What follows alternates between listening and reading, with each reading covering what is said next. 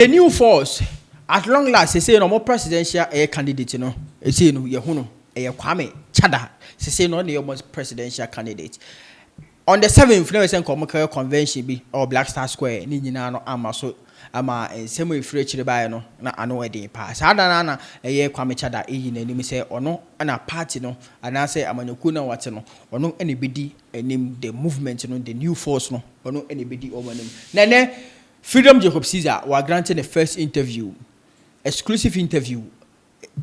Obey a candidate, Edema, a new force, no, say, no, the interview or day, Ababetuja, and on the Yabel aha, I Dowona TV, flyer in YouTube and Facebook, baby, a Dowona TV. Now, Freedom Jacob Caesar and seminar or granted were interview when some of canon, you're more 1 or 2, and Sunny Quack a full interview. No, now, your Busan say, a year, I didn't know or shall say, what the mask, and or they portray a year nas or the Gina Honum, a day ama a year.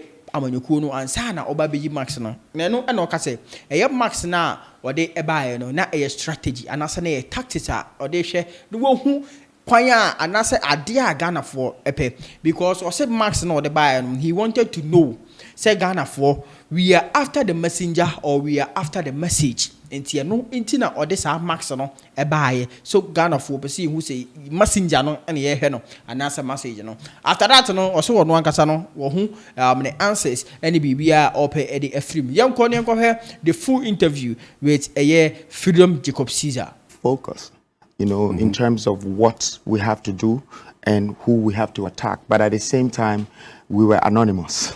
Absolutely. You know, and I think that's what sometimes the black society should portray ourselves to the world. You know, we should be anonymous based on our capacity and our ability, what we can do to change this world. And then when it's finally done, we unveil ourselves. I see, but that strategy that you took, and give me an idea of the explanation behind it, but what was the message behind the mask and, you know, the billboards that we saw? Well, first of all, I wanted to talk to the country, and I wanted to find out the mindset of the country. That are they looking at the messenger or they're looking for the message? So I got my answers. No, what answer did you get? Well, I got my answers because, yes, because, you know, I think the message sometimes is more important than the messenger. Because the message is where the fruit is where the wisdom is where the knowledge is where the actual information that is being delivered is. So we need to look into that. We need to find out, okay, so the mask, what is the mask saying? And if it's a new force, who is new force and what do they want to do and all of that. But I think people were more curious about just who is behind the mask. Well, because you cannot also discount the theory that the messenger has an impact on the message as well. Absolutely. So, but then that could be their marketing point. You see, marketing simply means campaign in the political industry. It's the same word. But then when you come to the corporate world, they call it marketing or branding. So, and every marketing has a strategy behind it. So politics, it's governed by strategies. It's built by strategies. And so I think that is just the new forces strategy. The new forces strategy to introduce yourself to the country. I see, but why the choice of that mask specifically? I mean, to some people saying that just a face and on a number of billboards across the capital and even beyond, people woke up to it was scary. I mean, what went to the choice of that particular mask? Can I ask you a question, Fred? Do. In the history of politics, have you ever seen a man in a mask? Well, no, not in Ghana at least. In the world? Well, there could have been, I don't know. But you don't know. So this is the first time you're seeing one?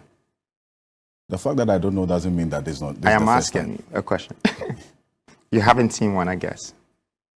Well, not until now. You must be proud that you're sitting in front of one now. No, I'm happy that the first time I've seen the man behind the mask. Because when I drive around town and I see the mask, obviously, the question that will come to mind is, who is this? Exactly. And then we started seeing people as well now replicating the whole idea. Was it that you gave that chance to others? Ghana is very peaceful. It's one of the first countries to have gained their independence in Africa. We're very respected because of our political stability, our economical stability, and we should try and manage and maintain that image because, you see, that's how the world sees us. And that's the value that people will give us. And then if we sit down for just, people to be doing things without putting the law into consideration and without us also, putting them in the right places, then everybody will start to do what they like. We don't want the country to drift. We want it to stay at it is.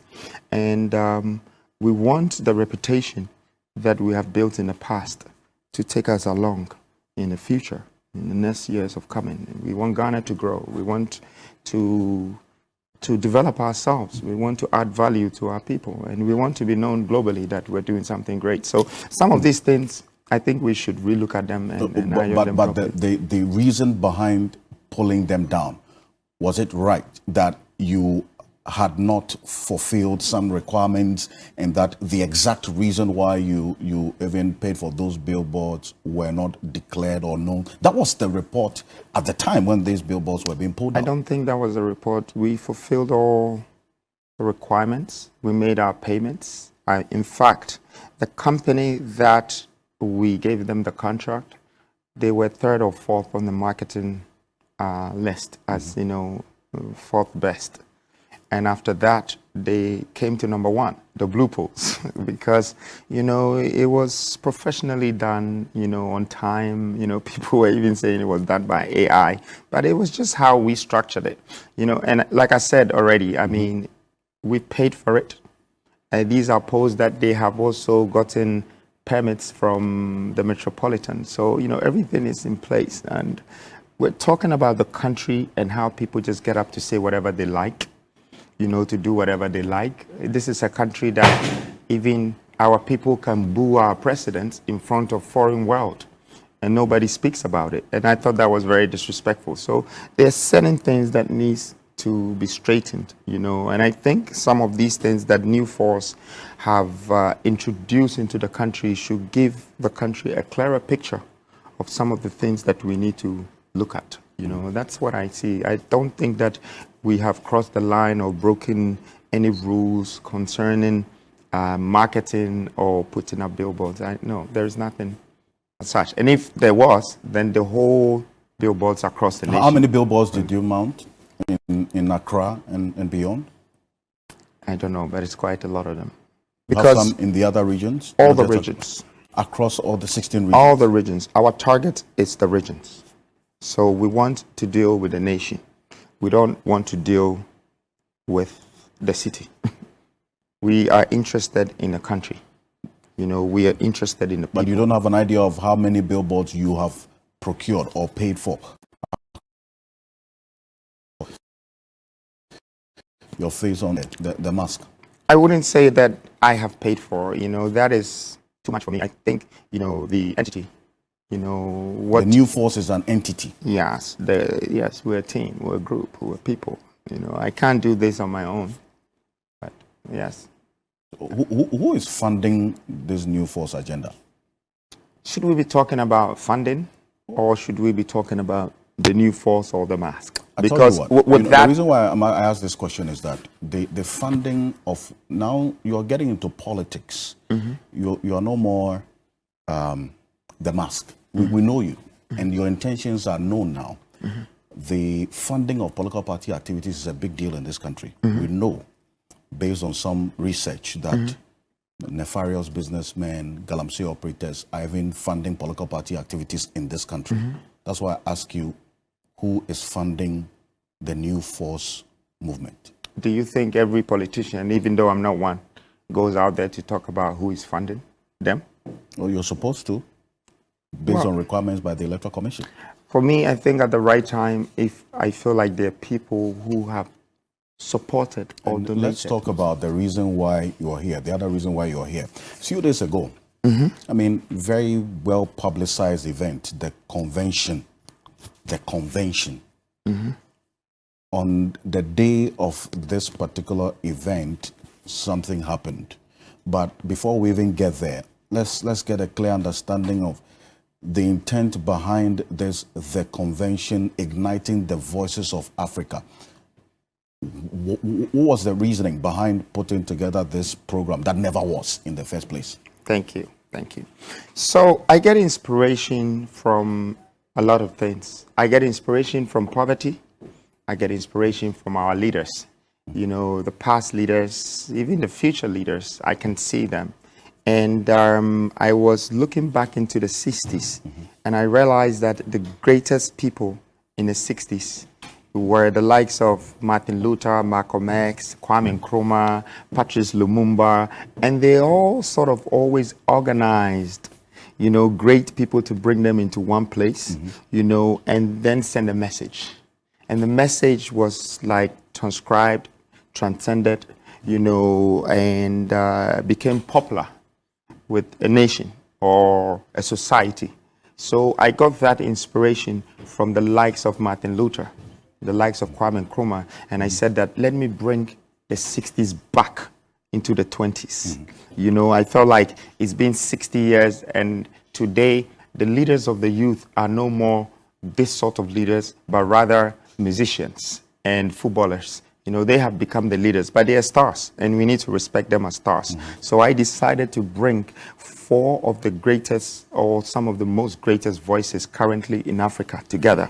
And so I picked 2 from the as an activist, and I picked 2 as politicians. Okay, that's Julius Malema and Professor Pielo Lumumba. You classify them as the activists? No, Julius Malema is not an... I would say more as Dr. Arikana and then Pielo. More activists. But then when you look at the background of Malema, it's politics. When you look at the background of Peter Obi, he is the new face of politics, you know, how he caused a wonder within a year, you know. And so I decided to bring them together and then first of all, you know, educate, motivate, inspire the youth, the leaders, and talk about national governance, continental governance, the future of Africa, where we're going, you know, just to spark a new sort of audience with what they're looking for that they haven't been getting in the past. So I had to also mix the musicians, you know, to perform so it just doesn't become a raw speech. And I planned for the convention with my charity, which is the foundation. I planned for the New Africa Foundation. New Africa Foundation, because that's what we do. We have set up to be the foundation that builds nation. So we do different things. As you can see, we go to Turkey and we shelter them. We will go to Volta when the crises are there. We will shelter them. We'll give them food. You know, we will go to Chief Imam and try to bridge the religion between Muslims and Christians. So, you know, there's more peace in the country. These are the things that the charity does. And so I thought that regardless my ambition of running for president, it's also very important for me to bring such leaders into the country to highlight the country so the continent will see the country, the value of the country. They will remember that this is the first country that gained the independence in Africa. This is the first country that moved Africans to fight for their independence. And it's the same country that have started to speak about international continental governance, the future of our youth, talking about our resources, the human resource and the mineral resources, bringing it all together and then sparking the spirit. If you bring the letter back down so we can get a clarity. Let's come down a bit. Yeah, okay. The Black Star Line Festival. Is that the just bring it down. Yes. Okay. Yes. So first of all, my question is, how many offices do we have for the president in the country? Because it looks like it's 2 or 3. But if it's 1, then we have different information. So if you have a copy of our receipt and the letter and the permit that the same office office of the president has issued for New Africa Foundation, I would like us to put it. Okay. First of all, excuse me. First of all, the receipt that we got is 30,000. So if the government is showing 10,000, it's minus 2/3. Is this how the whole country behave in everything that we do, with our taxes, with everything that we do? Because we've paid the money, and you've issued us a receipt of 30,000 cedis. You paid 30,000 cedis. Yes, and then you have 10,000 cedis showing. We've also paid under the name of New Africa Foundation, and you've given us the permit, but you're using Black Star line something. So why don't you bring us in so there? This is it. So this let's calm down a bit. Okay. So this is from the... So this has a request to use Black Star Square, New Africa Foundation, Diaspora Affairs, This is the office of the president. This is the receipt. The diaspora affairs. There's a letter. There are 3 documents. Okay, we'll show all of them. They said, so this one says this is to acknowledge the receipt of payment for the Black Star Square venue to be used for a program for the 2nd to the 8th of January 2024. Payment details are as follows. Use of the venue, 5,000 a day for 6 days, 30,000. Yes. Service charge has been waived off because you didn't pay service charge. So you paid 30,000 for almost 7-day event. No, it's not 7-day event. It's because you need 6 days to put up all the stages, all the work. Okay. So you have to pay for the days that you're going to be doing the work. That's even the preparatory period. Exactly. Okay. So they were aware from the 2nd and to the 8th. Of course, they knew the event is on the 7th. Okay. But on the 8th is when you tear down what you have put together. So that's really what it is. Let's go to the letter, please. I see. So, but let's pull the letter out. Can you come down a bit, because you see this is So this is the temporary receipt. yes. So this is from the office of the president. Again, it says this is a temporary receipt for payment of the Accra Independence Square venue for 2nd January 2024 to 8 January 2024. Can I ask you a question? An amount of 30,000 is paid, and an original receipt will be issued by State Protocol Department. Yes. Can I? And the person's name is there. Yes, so this was a temporary receipt. Yes. Now, can I ask you a question? Do we think that there's another office that we have in Ghana that's for the president with the same stamp? Because, you know, I am kind of confused, and I'm trying to ask the nation. I want the nation to consider, you know, consider or put yourself in my shoes. Because, you know, I am going by the law. Pay me this, stamp, receipt, this, that, and then I go and invest $300,000 into an event, into something that will inspire the nation, the youth. $300,000. Yes, yes. And then they just come and tear it down. There's a letter too. So this is the cash receipt. Yes, and New Africa Foundation. So that's the name you applied to use the place. Everything. For, not Black Star Line Festival. No. There's a letter. CDs, rental of Independence Square. Yes, and there's a letter that said that, yes, we have the place. So it's all there. But why did they issue the letter in the name of Black Star something something? Now, let me tell you what I see funny here. Okay, this Black Star something something. Yes, they had an event here last 2 years, okay, on the 6th or on the 7th. And then that same people probably thought that they were going to do it the year after. But they kind of held it for them. So I called the people that were behind it, which is Chance the Rapper and Vic Mensa. And they said, no, we're not using it. We're in Jamaica this year. So they sent an email to them saying that they're not using it. The place. So we went in, and then we finally got the place. Okay? Now, I want to compare what we did, the convention, to an event like Global Citizen. Global Citizen was supposed to highlight Ghana as one of the best places in Africa, and a country that is peaceful to hold such events. I must say that these people were extremely successful. They raised $4 billion in doing 3 of these events in 3 different countries. However, they did not leave anything behind for us Ghanaians. They took the Global Citizen with them. They took the donations with them. But let's see how Ghana embraced them. The whole country went. These white people that had come from somewhere else in the world to do an event in our country, our leaders were there. Our elders were there. Our youth were there. We supported the event. We gave speeches to back the event. Now let's come to the convention. We brought 4 Africans who have spoken and spent 3 decades of their lives fighting for a better Africa. We brought them into Ghana to speak to the youth and to speak to the continent. The person that was behind the event, it's a Ghanaian. And the company or the group or entity, the NGO that invested in this initiative, it's also an establishment that is from Ghana, New Africa. Now watch how all of us were attacked. The speakers were attacked. The speakers were attacked. In a way, not attacked as violently, but they were stopped. It was cancelled. You know, we were restricted.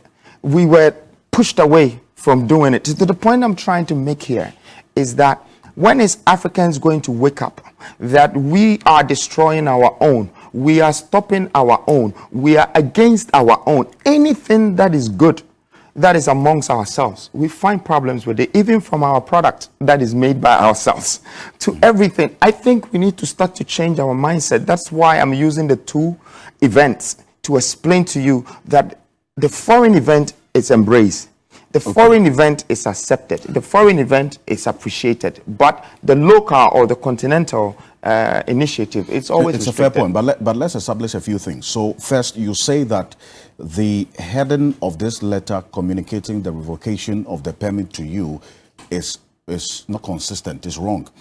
Or you didn't apply to use the Black Star Square under the name of Black Star Line Festival. You applied as the New Africa Foundation. You just read it, Fred. To have a program on the 7th. You just read everything. So that heading there is wrong. It has nothing to do with you. Nothing.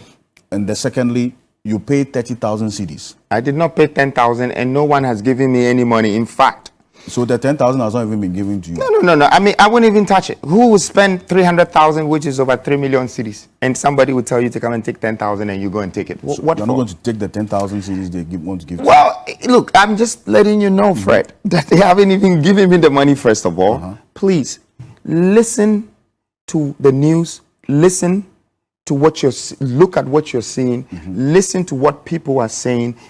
Put it together, and you judge it for yourself.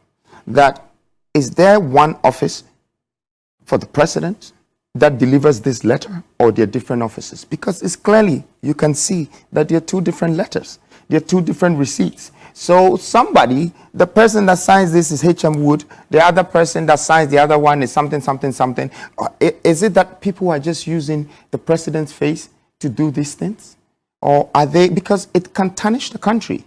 You know, people are seeing that, you know, Ghana is against some of these things and these kind of leaders coming here and canceling it. And I don't think, you know, we should be sitting here and just blaming the president's office or the government. I think we should see us as a nation that are we doing the right thing?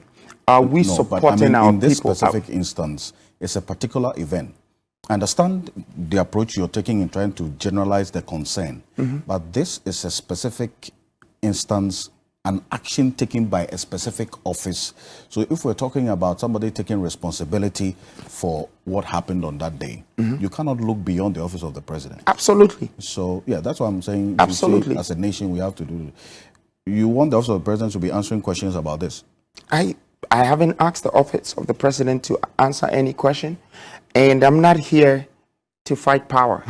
You know, I just think that we as a nation should look at these things and start to correct things for ourselves. It's fair. You know, we want to live in a fair world.